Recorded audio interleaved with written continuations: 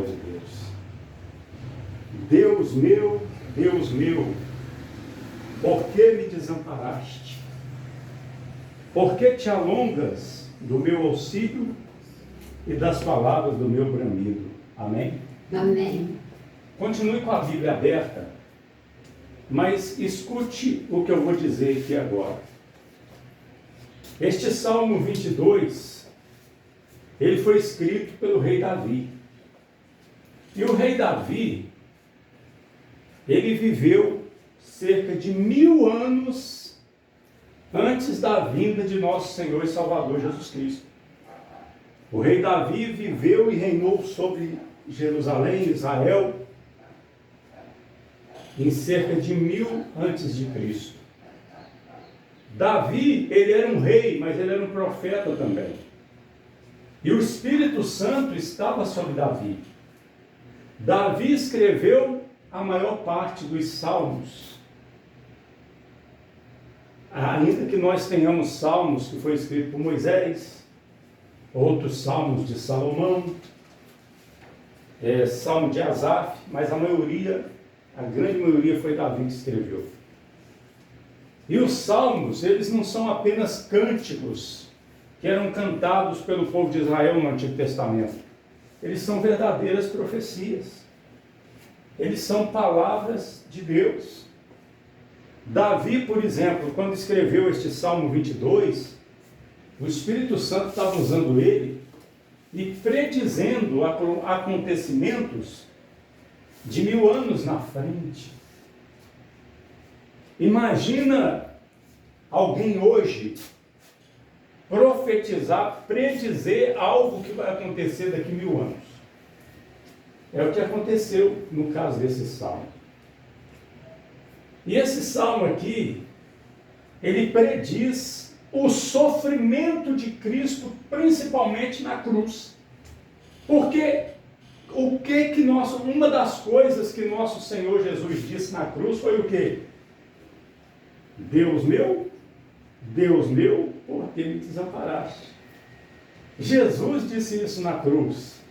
Ele disse, Eli, Eli, lama sabachthani. Aí o evangelista diz lá, que quer dizer, Deus meu, por que me desamparaste?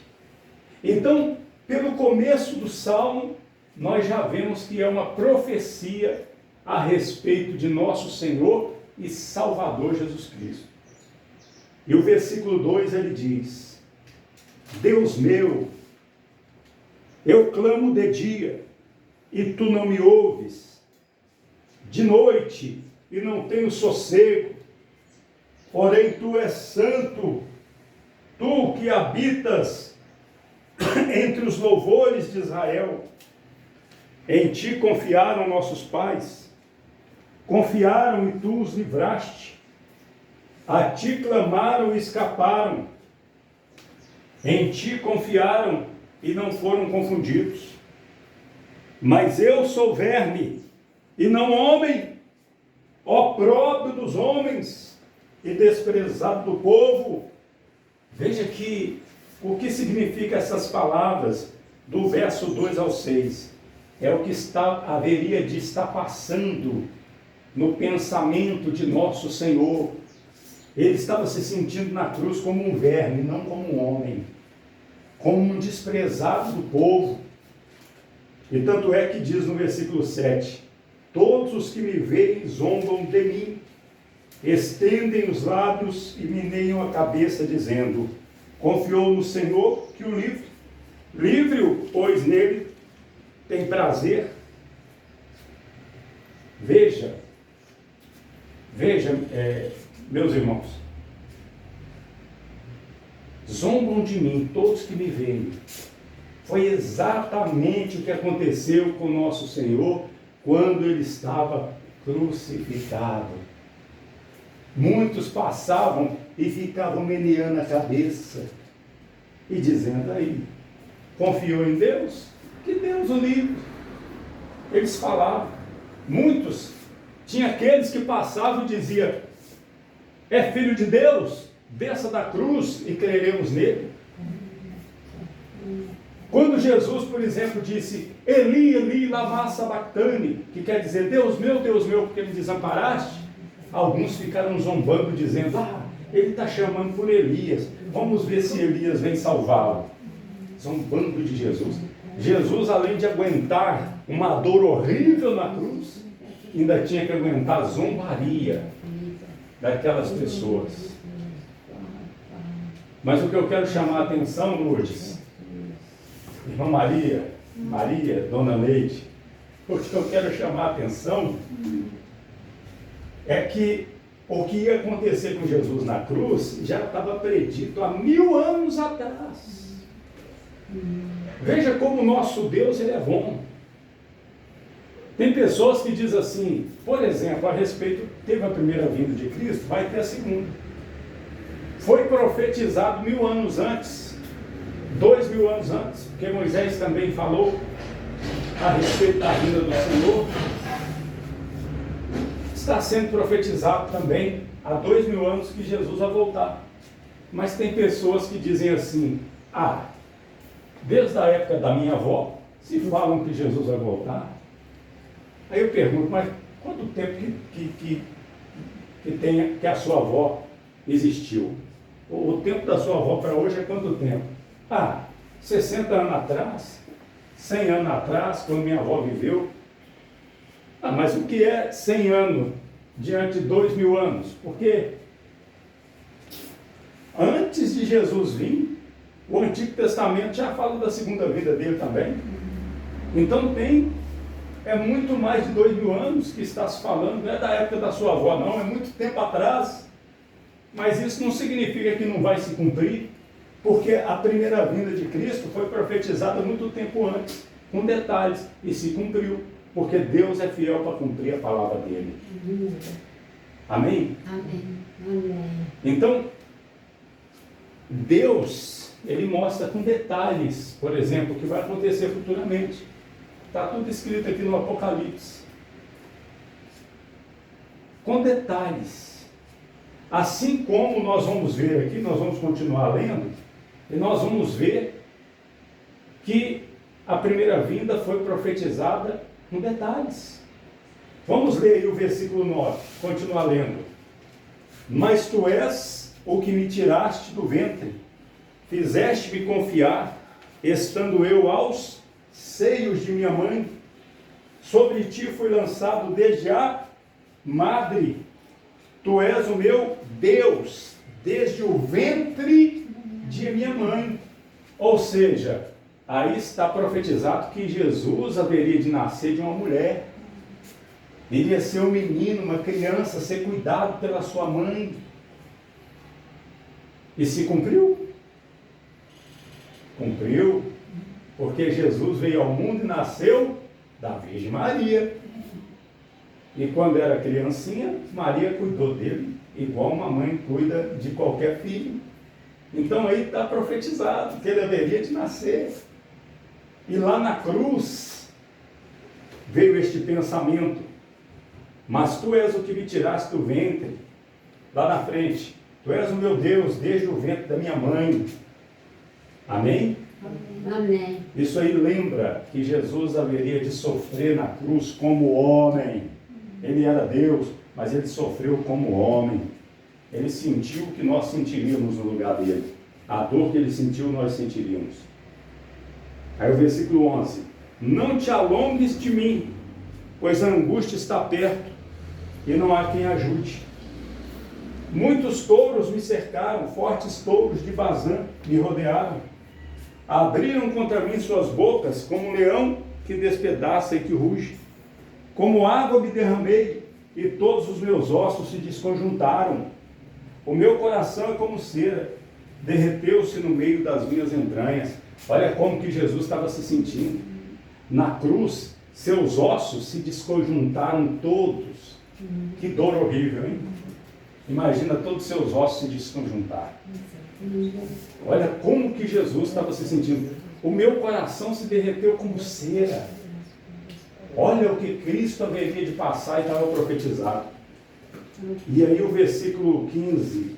A minha força se secou como um caco, e a língua se me pega ao paladar, e me puseste ao pó da morte.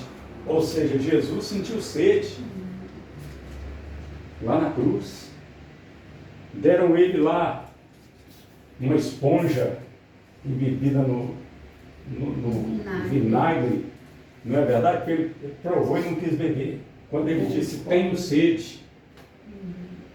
Aí o versículo 16. Pois me rodearam cães, o ajuntamento de malfeitores me cercou, traspassaram-me as mãos e os pés.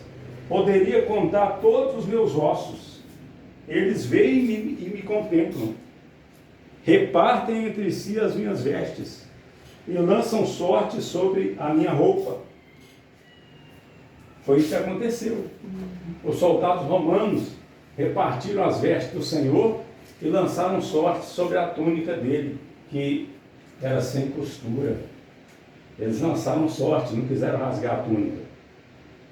Mas tu, Senhor, não te alonges de mim, força minha. Apressa-te em socorrer-me. Amém? Amém. Observa o que está no 16. Nós vamos ler só até aqui. 16. Pois me rodearam cães e o ajuntamento dos malfeitores me cercou. Traspassaram-me as mãos e os pés. O que é traspassar a mão e os pés? Foi o que aconteceu com Jesus. Prego nas mãos e nos pés. Então veja que no Salmo 22 já estava profetizado o que ia acontecer com o nosso Senhor Jesus. Amém? Só que Jesus passou por tudo isso, mas venceu a morte.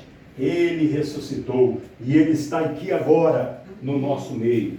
E nós podemos seguir a Ele. Glória a Deus. E quem segue Ele não anda em trevas, não é enganado, não é confundido. Esse Jesus que nós estamos falando aqui, Ele não somente é Deus, Ele é homem também. E Ele é todo poderoso. Isso faz com que Ele tenha o poder de estar lá sentado à direita de Deus agora e ao mesmo tempo aqui. É um poder que homem nenhum tem, anjo nenhum tem. Se um anjo estiver aqui, ele não está no céu. Mas ele pode ir para o céu e voltar. O anjo, invisivelmente. Mas Jesus não. Ele está lá sentado à direita de Deus, mas está aqui também. Só que não é só isso não. Esse Jesus, ele fala conosco. Ele fala com quem quiser ouvir a voz dele. Ele quer falar com as pessoas. Ele quer dirigir a nossa vida. Agora nós temos que crer e invocar Ele, só isso. Porque está escrito, quem invocar o nome do Senhor será salvo. Nós não precisamos saber grego, hebraico, latim, português, saber ler. Nós precisamos crer em Jesus Cristo.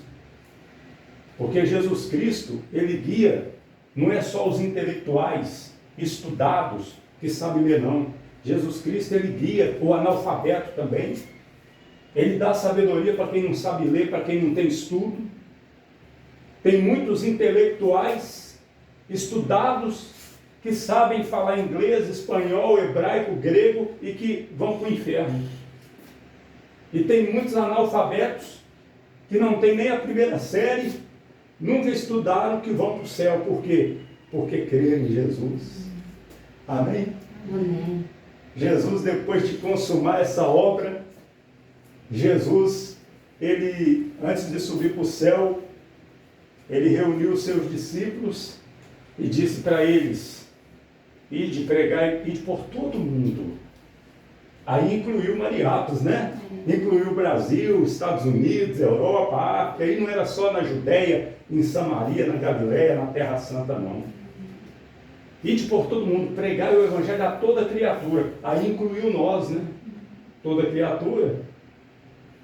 Pregar o Evangelho a toda criatura. Quem crê e for batizado será salvo, quem não crê será condenado. Ele não disse, ide pregar o Evangelho, mas quem saber falar o hebraico, quem saber falar o grego, quem estudar muito vai ser salvo. Foi isso que Jesus disse? Não, ele disse, quem crê. E olha, que muitas vezes a pessoa que estuda muito, ela tem dificuldade de crer em Jesus. E a pessoa que é mais simplesinha, que não estudou tanto, ela tem mais facilidade para crer em Jesus. Amém? Amém. Mas o que nós precisamos é crer em Jesus Cristo, que Ele morreu por nós, que Ele ressuscitou e que Ele está aqui. E ó, quem crê e invoca Jesus, constata que Ele está vivo. Amém, Pai.